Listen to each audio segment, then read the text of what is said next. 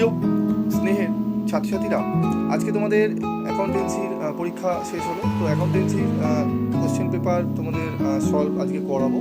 আমি দুটো পার্টে করাচ্ছি, ঠিক আছে? কারণ কোশ্চেনগুলো তোমাদের টাইপ করে আমি করছি, কারণ কোশ্চেন পেপার যদি পিডিএফ করে করা হয় অনেকটাই কোড দেওয়া রয়েছে, ভাগ করা রয়েছে, তাই জন্য আমি তোমাদের টাইপ করেই করাচ্ছি, ঠিক আছে? অ্যাকোয়ার অ্যাসেট, ঠিক আছে, Ltd acquire asset of rupees 550 lakh and took over creditors of rupees 5 lakh from BLTD.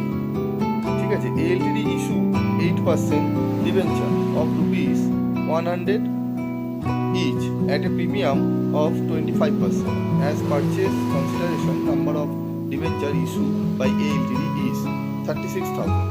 ঠিক আছে, এখানে 50 লাখ, তার থেকে 5 লাখ মাইনাস যাবে এবং 125 তোমাদের ভাগ হবে। বিবৃতি: ঋণপত্র বিলির বার্তা বা ক্ষতি যে বছর ঋণপত্র বিলি করা হয় সেই বছরে অবলোকন করা হয়।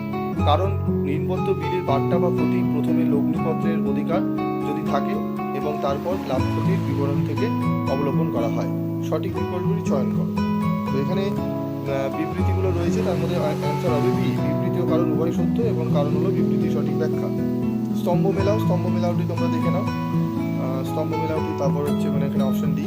গড় মুনাফা 30,000 টাকা, সুনামের মূল্য উৎকর্ষ লাভের 3 বছরের ক্রয়ের গুণিতক হলো 60,000 টাকা, উৎকর্ষ লাভের পরিমাণ হলো average profit 30,000, the value of goodwill based on 3 years purchase of super profit rupees 60,000, the amount of super profit is 20,000।